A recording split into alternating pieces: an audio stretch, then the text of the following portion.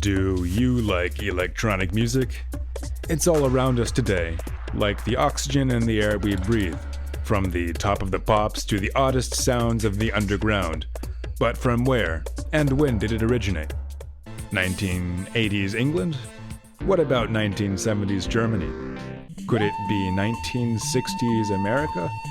1950s Canada, perhaps? Surely no earlier than 1940s Egypt. And yet, here we are. If you're interested in discovering exactly how deep this rabbit hole goes, tune into SynKult every other Tuesday from 10 to midnight for a vista of electronic sound from the field's pioneers to its current cutting edge, all placed in historical and cultural context by me, your guide, DJ Victor Alls. From musique concrète to minimal wave, space rock to speed garage, acid house to ambient, you'll find it all on SynKult.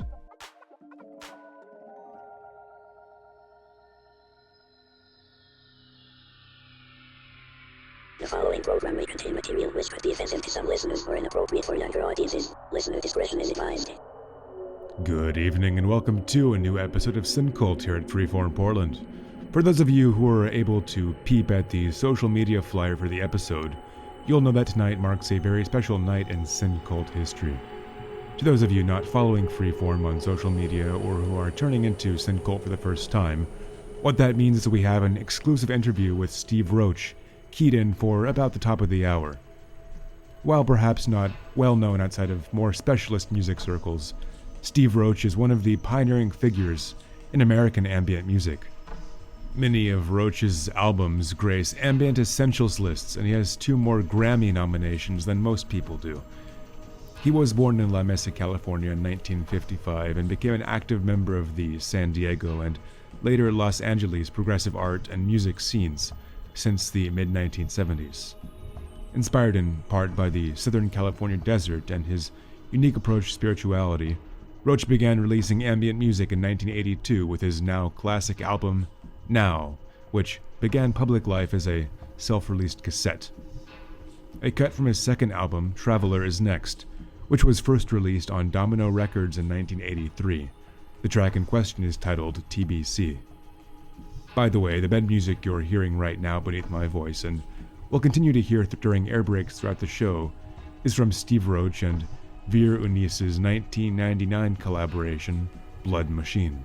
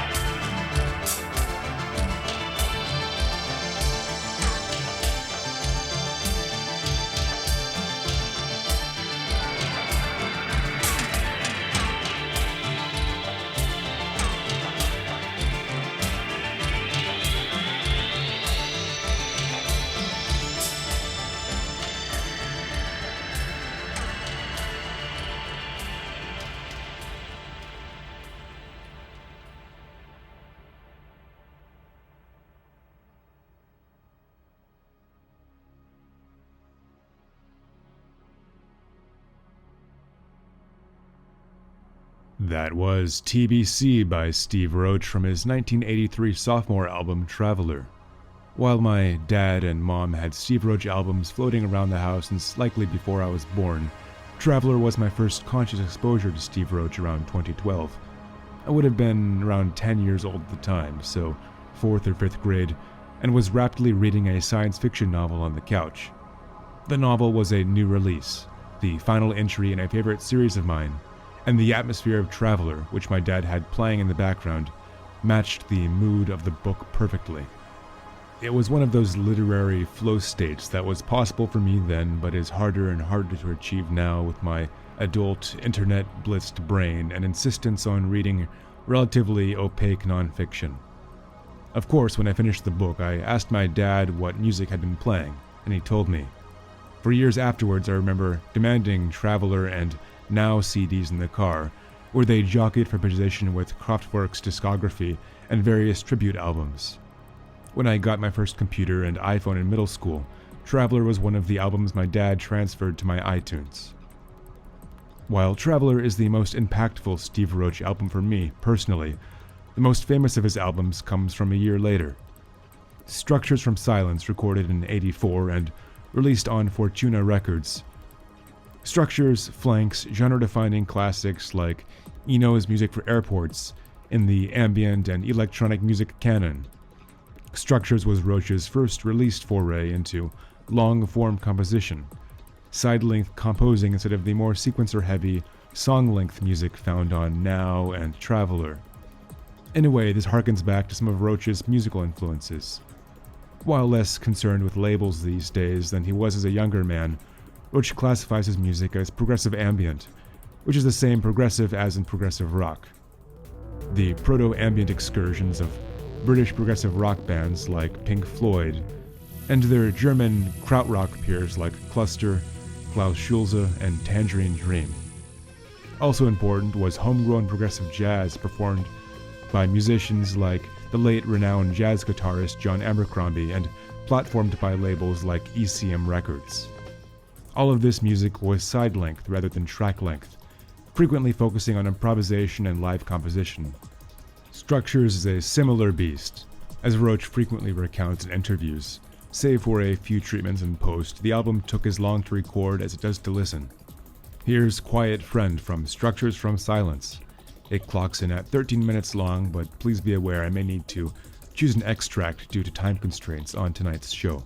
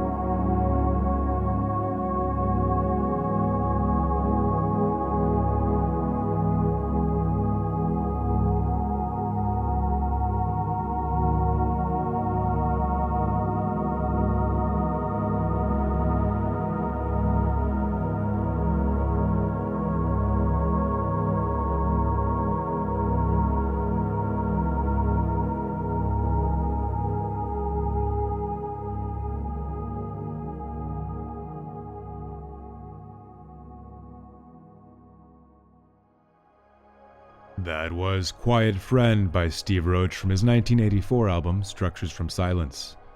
Perhaps the second most famous Steve Roach album is Dreamtime Return from 1988. The album arose because of a chance occurrence. In 1986 or potentially 87, writer-photographer David Stahl was driving through the night on a journey from Florida to Mexico and heard Structures from Silence playing over the radio. Stahl had been funded by Ball State University for a documentary on Australian Aboriginal rock art, and it immediately clicked for him that he needed Steve Roach as his composer. A few months later, Stahl, Roach, and their crew were in the Australian outback. During the documentary shoot, Roach made a travelogue of environmental sounds that he wove into the documentary score and Dreamtime Return, a separate album released in '88 inspired by Aboriginal mythology and the harsh natural landscapes of the Australian outback. Enjoy Ancient Days from Dreamtime Return by Steve Roach.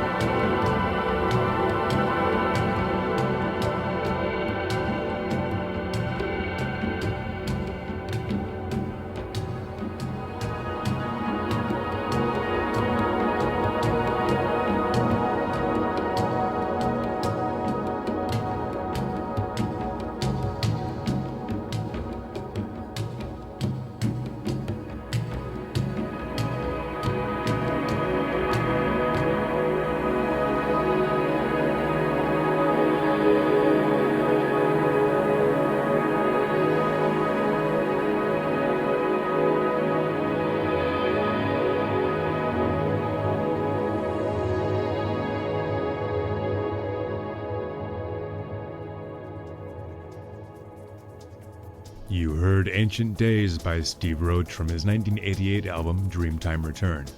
While this track doesn't make use of the didgeridoo, many other pieces do. For that, Roach joined forces with the virtuoso didgeridoo player David Hudson, a member of the Chapukai people of Kranda, North Queensland. Roach was one of the first high-profile Americans to adopt the didgeridoo, whose timbre and musical possibilities he's compared to a primordial synthesizer. Dreamtime returns as one of the foundational albums associated with tribal ambient, a strand twisted into many of Steve Roach's later albums over the following nearly 40 years. And there have been many of those albums. Discogs lists 239 albums at time of writing, although the actual number is likely slightly lower due to a number of mistagged compilations. Nevertheless, this can be intimidating for new listeners trying to dive into his back catalog for the first time, those who might not have the first idea where to start once they get past the acknowledged classics. This is actually one of the things we talk about during the interview, so make sure to stick around for it. But one more track first, Strands by Steve Roach and frequent collaborator vidnaObmana from their 2002 album Inner Zone.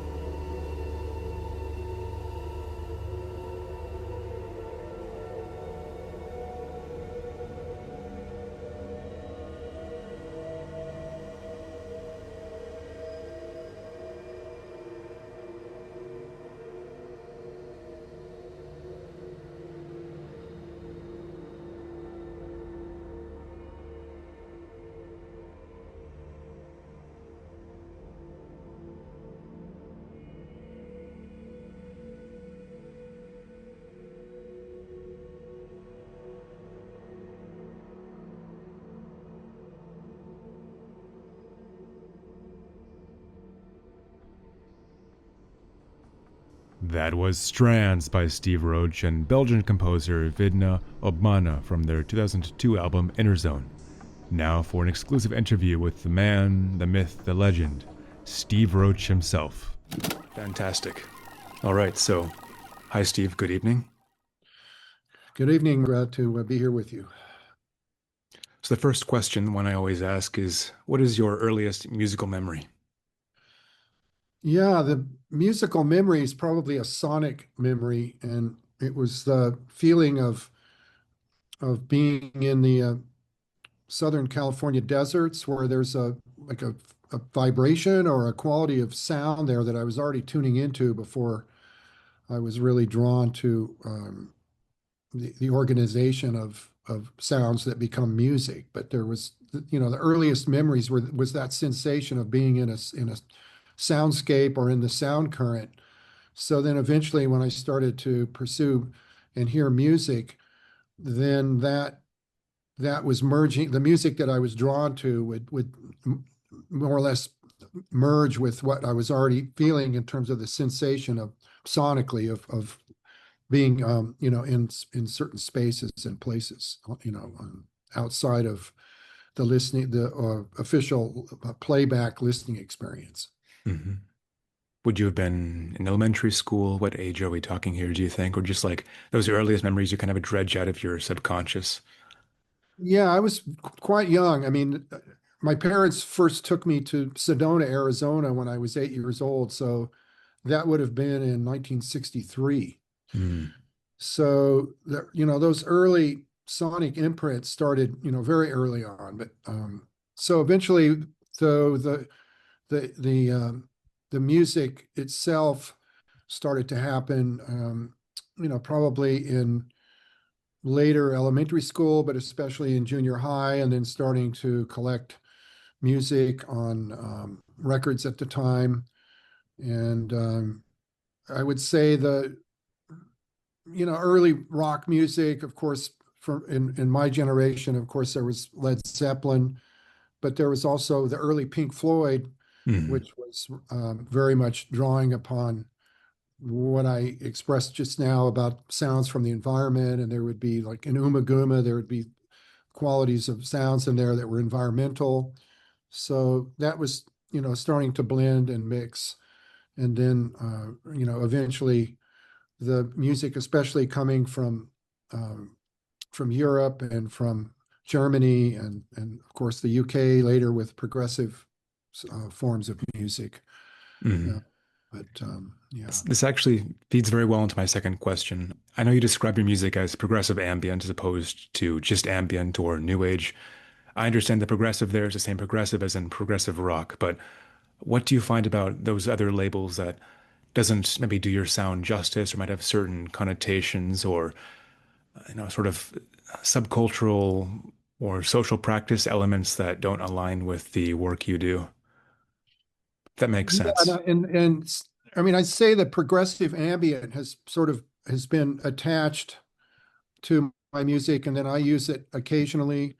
But I mean, I really ultimately feel like I'm creating a pure form of music that's authentic to all the interests that I'm and all the passions and desires that I'm tuned into. So the trying to categorize it, I mean, early on, especially when the new age brand came in, was really kind of a stigma that if we were already listening to a wide range of music before the need to categorize it came along, then that became kind of something I really wasn't really bothered by it, but I wasn't referencing, what I do as new age because I listen to, such a wide range of music, and I'm drawn to, this kind of just visceral feeling that happens in all kinds of music that is also drawing directly from all these different life experiences, very um, um,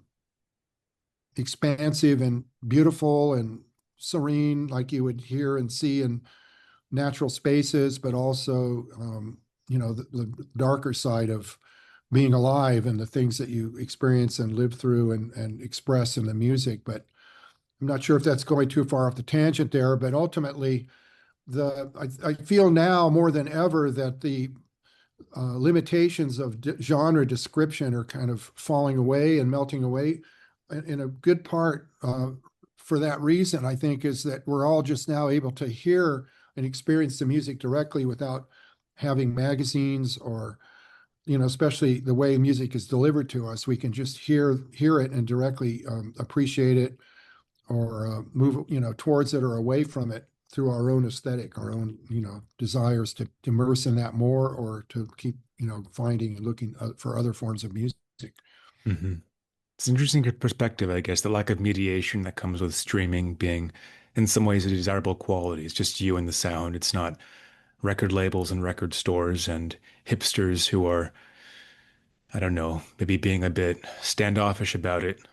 Exactly. So, I mean, really, and early on, when the reviewers and the purveyors of bringing music through to the public would be, writers in like, say, the early magazines, or at one point Tower Records had a magazine a lot of people referenced, and of course all the magazines through the 80s and 90s. And once those started to disappear because of the direct experience online, things changed. But early on, it seemed like a lot of the writers would really have a strong influence, and that sometimes could really feed into a sense of, high self-importance of being a purveyor of a certain kind of music. Or, it almost felt, well, it wasn't almost, there was a kind of a competition to go out and discover new and emerging artists, and kind of have that as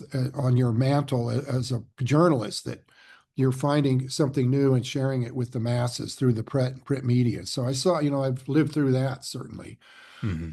And that's why I love now that, we can just get directly from myself to you directly, without somebody influencing what their sense of the music is, or the experience of the music is. Hmm. That makes sense. Speaking of the, I don't know, mediation and magazines, recall you mentioned it before about how when you're working in Los Angeles, or was it San Diego at the time? Well, record stores, and you found that one magazine, which, oh, I forgot the title, but Synapse Synapse magazine. Magazine, exactly. Yes, yes. And how that was kind of one of your entry points into the 70s Los Angeles progressive music and art scene. Could you tell me Yeah, more about that time? Mobius, absolutely. Yeah, it was LEM, Oberheim Corporation, and all of so that, on. that whole gateway from, San Diego County, which was fairly conservative city, and in but there was still these little independent pockets of music stores like we have now, coming back actually, probably. But this La Mesa Music Machine, every week you would get boxes of imports coming in from Europe, through a distributor in Southern California. And I just, every week you would crack open the box and you'd pull out, a brand new Klaus Schulze album, or Brian Eno, or Steve Hillage, or on and on. All of the Rodelius, the krautrock, all of that stuff was coming in. So I had my hands on that, directly right there, at that moment. So at that same time, this magazine appeared through the distributor that was called Synapse, and that was also out of Los Angeles. And it was sort of a crossbreed of do it yourself and early analog and modular philosophies, and building, circuitry and that sort of thing. But it was also reviewing a wide range of the new music, and it was tapping into the academic world, because the guys that ran the magazine were all graduates of Cal Arts, so they had Uh, studied Subotnick and Harold Budd, and so I quickly met up with those guys, and I was, maybe 5 years younger, and maybe 10 years more naive, or wet behind the ears, just because I hadn't lived in that world up there. And so they really took me under their wing, and that was, I have eternal gratitude for their openness to this very, um, you know, just a fresh, young, intensely passionate person to come into that scene. So, that was mhm. really a perfect gateway to then being brought into LA. And then quickly that community in the 80s was so rich with all of the electronic music explosion that was happening, and also the companies that were there. Oberheim was in Santa Monica, and I quickly met a lot of the people designing and the instruments, and so It's really through that, cool. I would Just a get bunch my of nerds at hands, the time. yeah, I would get my hands on the Oberheim expander that you know about, and Hmm. I was playing with the Oberheim expander before it had any graphics on it. I mean, it's sitting. Let me see if you can see it there. Sort of Oh, sitting right wow. there. Yeah. So Still that's have it to this I day. have It's I have three of fantastic. those babies right now, but that one right there is the one that my first one from the 80s that's still going strong with me all over the world. Hmm. So yeah, that was a pivotal time in LA at that time. And then I ended up working at Licorice Pizza, which was along with Tower Records, was Legendary. place to be, and it was right across the street from the whiskey. So in early 80s, it was like you had the explosion of everything, hair metal, punk, electronic music, all of it. And people were all coming to LA from all over. I was working in the record store right next to Matt Groening, who certainly we all know that name from The Simpsons. Hmm. So it was just a really great time for all of us there. So as a follow-up, I recall reading somewhere, and this could just be hearsay, that you bought a portion of your early gear from Nick Pascal. Is that true or That's an urban legend. That's a okay? keeps being shared.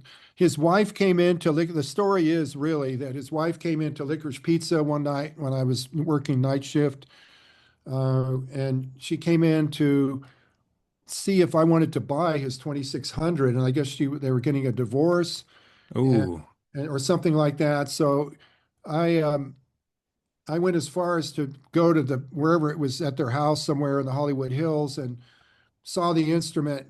But then from that point, then I already had my own ARP 2600 and sequencer and micro Moog and Roland Space Echo and ARP string ensemble. That was the main setup right. at the time. So I did good, to talk to her for a while, and I knew his albums from the head shops in San Diego back in the 70s. The "Do Not Listen to These If You're Oh Stoned" yeah, sticker. Moogsploitation stuff.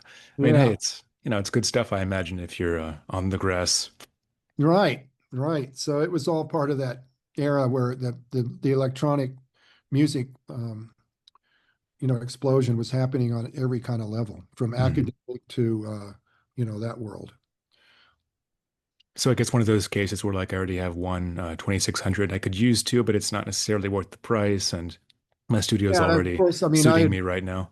yeah, I mean, I also wanted to see it for friends that might be interested, that sort of thing. But again, in that stage in my life and the cost of all of that gear at the time, like I um, have shared many times, I had, I didn't, I came from a working class family, and I'm an only child, and so I had to earn what I wanted, and so Right. in that case, I actually wanted it so desperately that I took a high interest loan, 25% loan to get the first round of equipment. So it wasn't, that stuff at that time was like just seeing a 2600, before owning it was on Klaus Schulze's albums was really like the holy grail to start the whole life of, immersing yourself. And you have to have, I had to have the instruments. I mean, there wasn't something that wasn't something I could do in a university and have, an instructor sort of dole out the amount of time that you could sit with the instrument. I had to have it, in my small apartment and just live with it day and night. The same way a young guitarist would woodshed, 24/7. Right. I can understand that. Circling back a little bit now, we've talking about the 70s and the 80s. You were old enough to remember the 60s, but not old enough to really have participated in them. What is your relationship to the counterculture of the 60s and early 70s and so on? I remember an anecdote you shared about the one kid from your high school who made it to Woodstock and returned a changed man. Was that sort of Yeah, part of your cultural memory, part of the way you yeah. approached art That and so on? again, I came from a fairly, well, I wouldn't say it was a conservative family, but it was just working class family, and so and I because I didn't have brothers and sisters, I didn't have the influence of an older brother or sister, or the whatever it would be from a younger sibling. But in any case, the friends that I kept were would take the place of that, except I wouldn't get abused or picked on or something like that, which Right. happens in the dynamics of the family perhaps, or supported. But uh, but it was really easy for me to I felt, as I do now, I really I really, really need to be alone a lot, and so I do well, um, just focusing, in a room with instruments like what we're talking about, having the rabbit hole of the early analog synths, and having the obsession of the music I was hearing coming in from Europe. So that became those were the earliest influences, more than my immediate um, environment in high school or in junior high or something like that. I always wanted to hole up with and create my own world one way or another. That So, makes sense. and so that's where the right time and place, with the right set and setting, with the instruments themselves being these portals into, just this endless, vast, um, never resolving world of creativity. And I mean, 10 minutes before you called, I mean, we have big storms coming in, and right now in southern Arizona, I have to navigate. When I have to shut the whole time house down, because no surge protectors, nothing will protect what comes in here. But that in itself creates a great moment of repose, and the intensity of that. And then within an hour or two, I'm back up and creating, with that energy. But Hmm. again, like back to what you're speaking to with that era of the great paradigm shift of the 60s. I mean, it was there, and it was around me, but I was already on a trajectory that was somewhere, not even parallel with that. I mean, it was just this desire to immerse myself in the sound current. Sure. And like what you said in the beginning of the interview, back in 63 in Arizona, sort of hearing the land vibrate through you. Yeah, Speaking of which, absolutely. that actually Yeah. feeds into the next question I have. Now, you've spoken extensively about your music being informed by sort of communing with the natural world, how it's a matter of bringing the outside in, a sort of bringing the spiritual qualities of nature back into the studio with you. Have you ever done the opposite, take the studio outdoors and compose in nature? I imagine this would have been pretty difficult during the 70s and early 80s, but what about the last several decades of lighter weight, less, I guess, power hungry gear? Yeah, it's certainly, you could create a remote setup where you could, I mean, right where, within 10 or 15 minutes from where I'm at, I could be out, as I am actually where I'm sitting here. I'm looking out the studio window. It's the sunset has happened, but I'm looking about 75 miles out the window into Mexico from my window of my studio. So I've kind of created that immersion in expansiveness, right out the main window off the console here, which when I'm talking to you and I look over the laptop screen, and like, that's what I see. It's So lovely. that reference point is with me, at all times. I mean, pretty much from the moment I wake up, and I'm in my space here, and then when I move out into, you know, I'm south of Tucson, but if I drive up into town, then everywhere around me is the perspective of distance and vast, expansive ranges, and so I do not take that for granted every day. I mean, I use it, it's like a compass of the soul in all directions. Now, I was just in LA just less than a month ago, performing in downtown LA at the Wiltern Theater. And, Mm.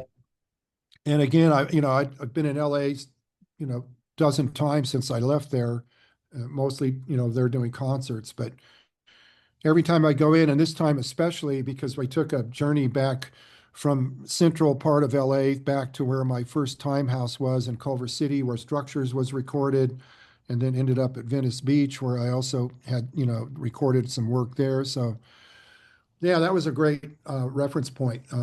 when thinking back to this very second, looking out like to the window, I'm explaining to you, and then having those kind of environments also inspire in different ways when I was living in LA for 10 years.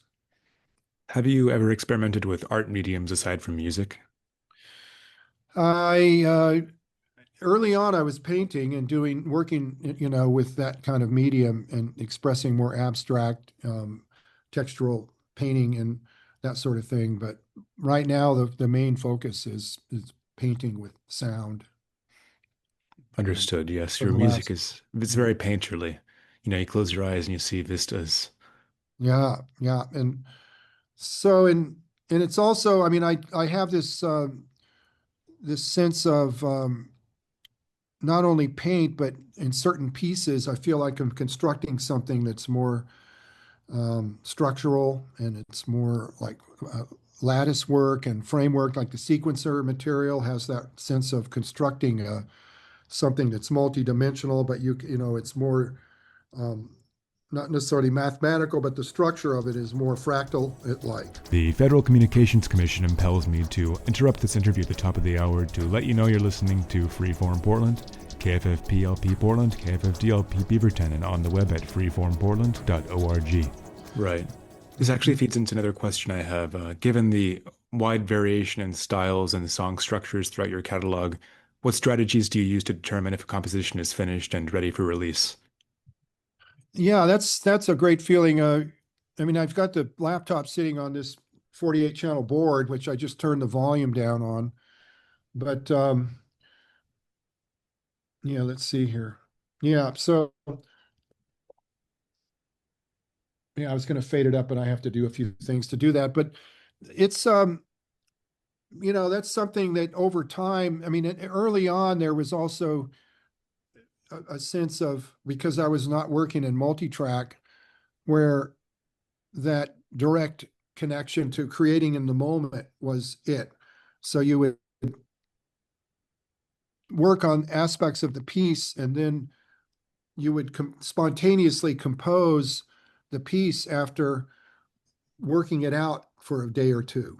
And then that in itself would be, that performance would be, that's it. And then if it wasn't quite right, then you would evaluate it and change aspects of it, and then do another live take of that, Right. of all of those elements. And that, and so very early on, I was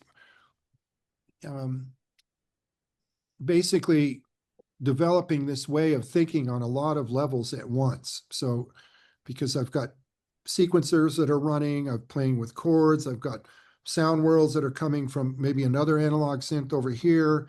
Then I have some natural sounds running on a recorder back at that time. So like when you hear Reflections in Suspension, the first track on Structures from Silence, that's recorded entirely live as you hear it, sculpting it, shaping it, and it goes right on to a 2-track recorder, and then that's it. So from that point till now, I mean, I've moved through all the different realms of multi-tracking and evaluating pieces and living with it for days, weeks, or months. And now I've really come back around to more of a live interaction, and creating what is essentially like, if you're a photographer and you go out and you find just the right time of day and the right shadows and the right aspects in the subject world that you're photographing, you capture everything right there. And you can't, you don't go back and, well, I'm going to take and move this over here now and that. But so I do a lot more recording of these inclusive sound worlds, and then I gather those sound worlds, and then I can later come back and take what would be different. Let's use the photographic analogy again, but I can take different aspects of that session from that day and then start combining things that might be 6 months apart that have no reference to each other. Then because they're coming out of my consciousness, I find the threads, the tendrils that connect them, and then that creates a really interesting congruency and tension that I can then manipulate and mix and play with in that way. So there's a lot more of that going on. So it's not so like track after track after track in a multi-track session. It's more like these emotional experiences that I capture, complete. And then a lot of those, like the most recent album, the Reverent Sky is almost essentially a live album in the studio with the elements that are merging, like I've explained to you. Mm-hmm. Sort of old material, some Not partial necessarily old. I tracks. mean, it's material that's being created for the project over time, but it's not like a laborious, like I'm laying down one track and then it's more of like an engagement on a lot of levels, emotionally and then the aesthetic that you're aiming towards, it starts, you start to have a dialogue and a story that's being shared and told with yourself. Mm-hmm. And that starts to build. So I'll have, a collection of, maybe a couple of gigs of material that's all going in that direction. That makes So sense, I yeah, think. yeah. These fragments combining in new and unexpected ways as you're parsing them out through Right. And then various you find over intellectual time, and yeah, exactly. psychosomatic processes. And you find that they connect. It's exciting when you just that's when it's almost like you're witnessing the ways of your own perception and the way things start to come into focus that might have been 3 or 4 months ago, and then you'll see the congruency and the dialogue that's happening all along that comes back again in the music. And then but it's on a different day with a different quality of emotion and expression and all that. So that's what creates a kind of depth and richness that again, it's if you were out with your photographic equipment, a beautiful sunset, and if you only took a picture of just the mountains and you say, well, I'll deal with the sunset sky later. It's not, I'm taking the whole piece there and then capturing that and Right. then coming back to it. One other question. You have a voluminous catalog. What is some of your more obscure work that you're particularly proud of that some listeners might not know about? Yeah, I would say there's and that's where I need my list of all my titles here, but I would say that this place to be, um, invisible, future flows, um, that range of music in I would say 2014 up through 2020, even back Dynamic Stillness. Those albums were all just happening at a time when also before this what is now what feels like an explosion with the availability of the music on all the streaming platforms. So all of that I was creating, it felt like they would be amazing pieces. Um, but at that time, the distribution and especially in the digital world was still forming. It Mhm. was still not where it is certainly now. So, I would create an album that just felt like this is really a life statement, and then it would kind of come out and then quietly kind of fade away, because of the way that the distribution through digital was still finding its way to what it is now. Bandcamp was huge for opening that door for us. And then, there's the Spotify and Apple and all of that. So it Right. really, Amazon Music, all of that is a real blessing. But there's certainly, you know, actually, I'd say 2020 up for like 10, 15 years. I mean, it was evolving and that outlet, but it was still not quite there. But so, yeah. That makes sense. Yeah. These new platforms still are in the chrysalis phases in the early 2010s and things kind of getting lost in the sauce, as it were. Yeah. I'll make sure to check some of those out.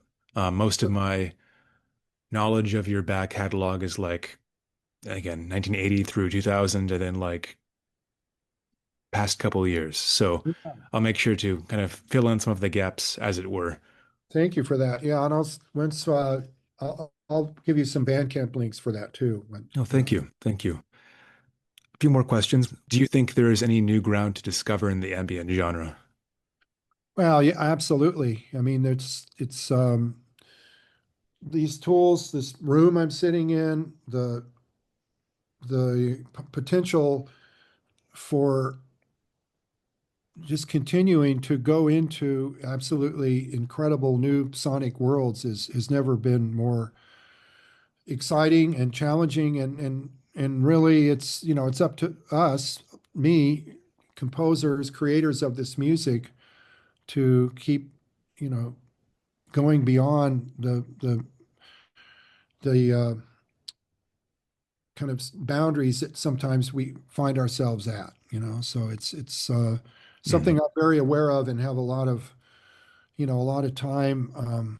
In I've been working in this field for, you know, 40 years. So I really, when you look at the, you know, from the beginning to now, and you know, the range of worlds that I'm so hungry to keep pushing through into, when you look at something like Structures or then Magnificent Void or the That's a tribal, great one. yeah, thank you, the tribal ambient era. Um, yeah, it's just to me it's just it's incredible wide open horizon for, you know, and the challenge is to look at your process and keep pushing forward, you know, not fall into patterns and habitual styles of working. Absolutely.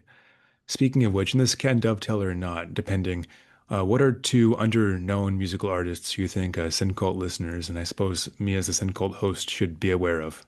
Ambient or any genre, really. Just let me think here.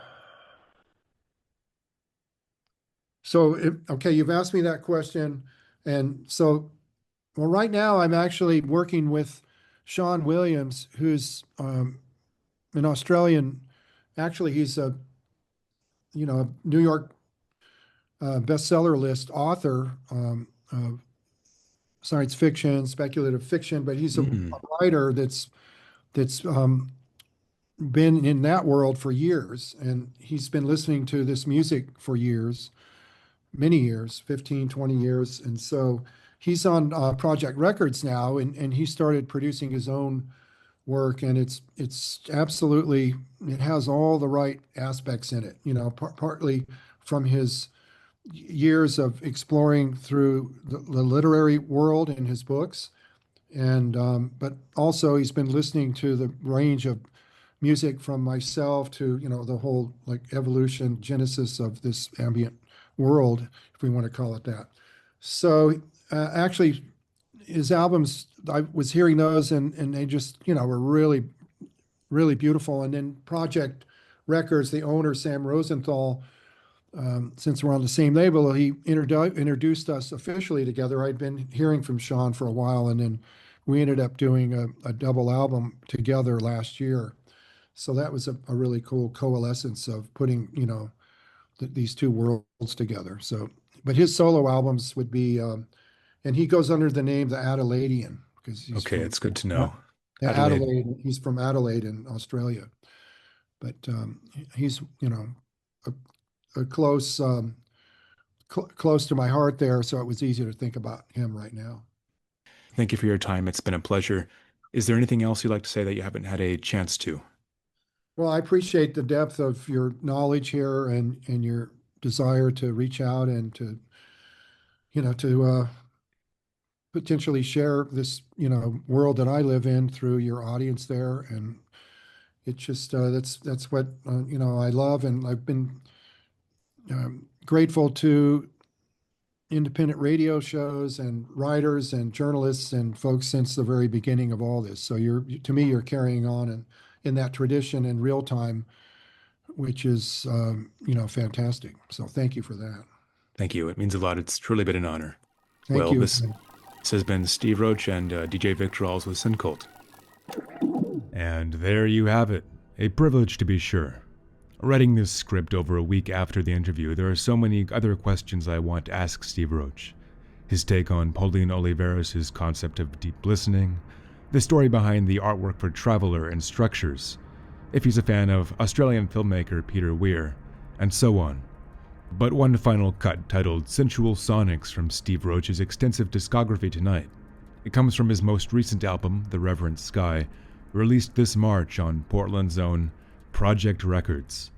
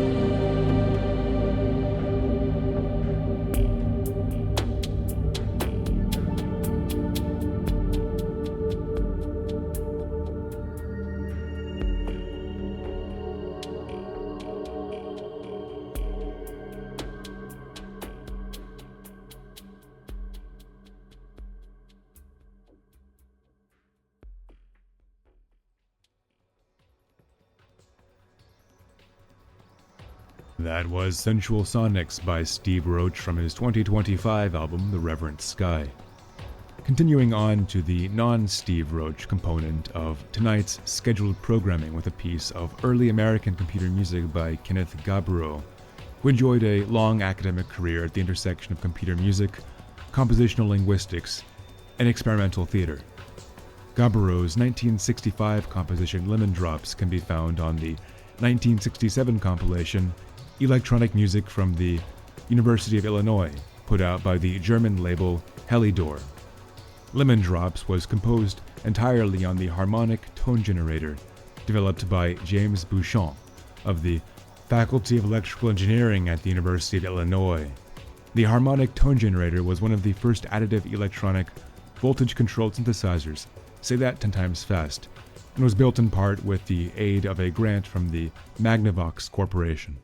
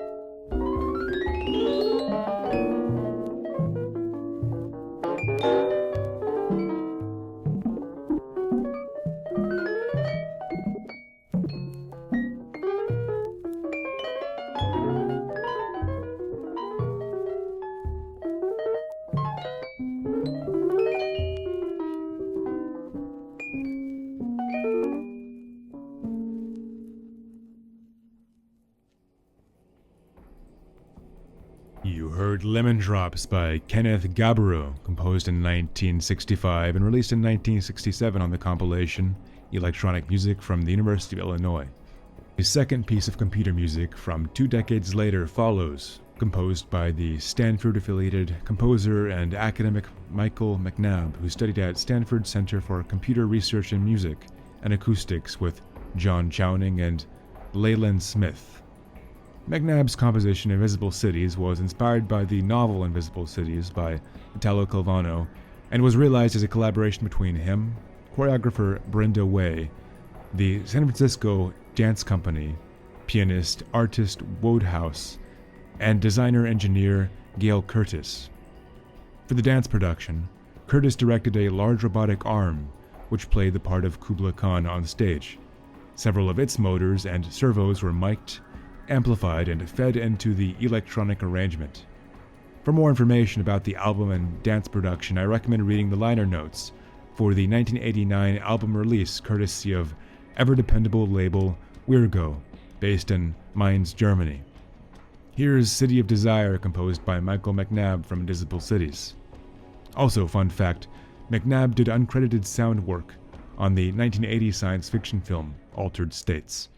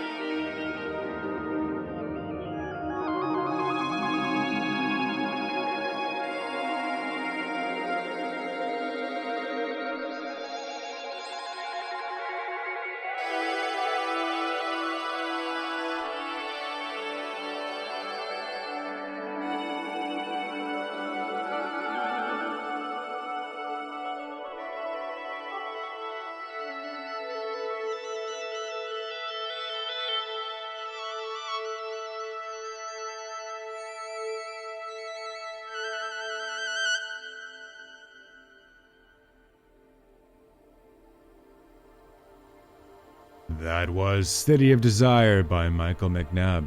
As you can hear, the composition blends sensuous live saxophone with electronic synthesis and processed orchestral sounds. This is one of the reasons I find the label electronic dance music not only distasteful but useless. An electronic score for contemporary dance has nothing in common with cud-chewing festival electronica. The latter also has nothing in common with, say, the work of Steve Goodman, aka Code 9, electronic producer extraordinaire and Hyperdub Records founder. In March 2020, Code 9 briefly released 3 compilations of dubs, sketches, and demos on his Bandcamp before pulling them a few weeks later. The retraction is understandable, considering all this is draft material and most of it's pretty rough, but there are good ideas aplenty, and it's an interesting window into the London dark garage scene that birthed dubstep a few years later. Here's the track, Rocks 2000, presumably produced in the year 2000, from Unreleased for a Reason, Lost Dubs Volume 1. I hear you can still find the compilation, along with the other 2, if you take to the high seas. Nudge nudge, wink wink.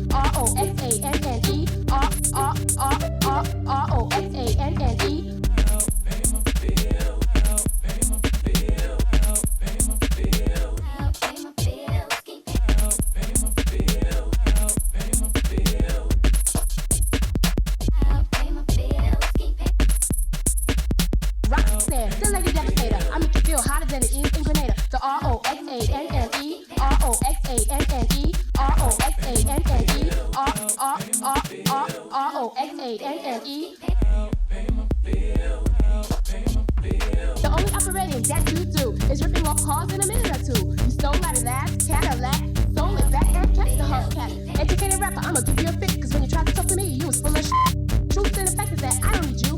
Your IQ is really 1.2. The only operating that you do is ripping off cars in a minute or two. You stole out of that Cadillac, sold it back and kept the hubcap.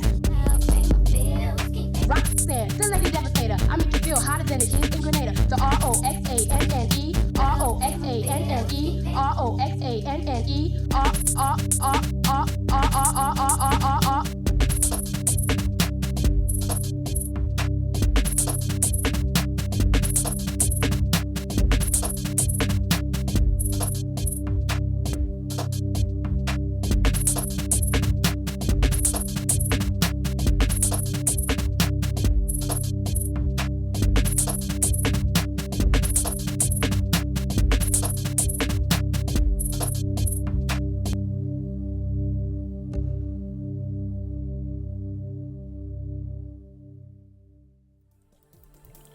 You heard Rocks 2000 by Code 9 from his now deplatformed 2020 compilation, Unreleased for a Reason, Lost Dubs Volume 1, that features a selection from his unreleased, unmastered early 2000s work.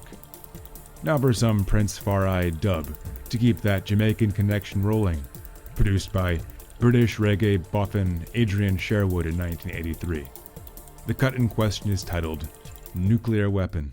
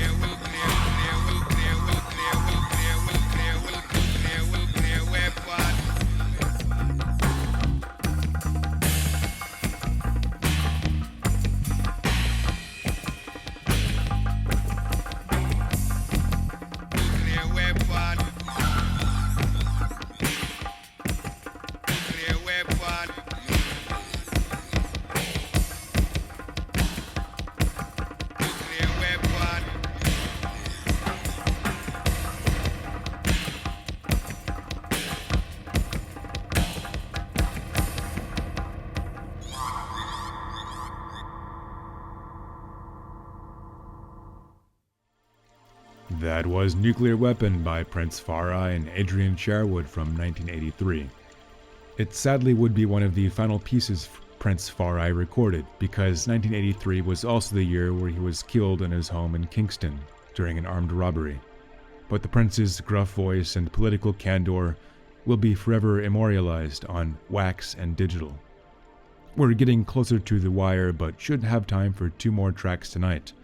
The first is some primo atmospheric jungle by Klute, titled F.P.O.P, released on Certificate 18 Records in 1995.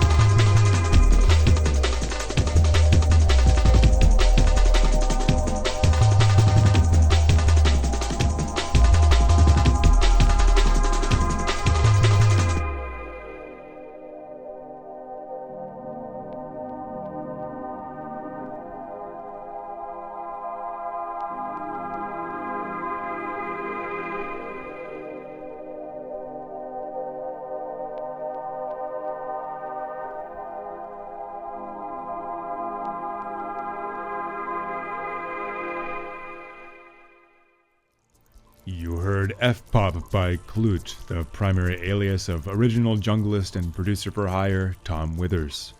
One final piece tonight, an extract from the first EP by enigmatic Portland-based producer Darkroot Garden. The EP is titled Ghost Tape, and reportedly comes inspired by artists like Actress and Huerco S. Here's the first track from the EP, a brooding ambient techno number titled I Don't See It, But I Know It's There. For me, evoking lost jewels nearly glimpsed through a layer of loamy black river sediment. As always, I'm DJ Victor Alls, and we'll be here again in 2 weeks' time with another episode of SynKult. Please enjoy, and good night.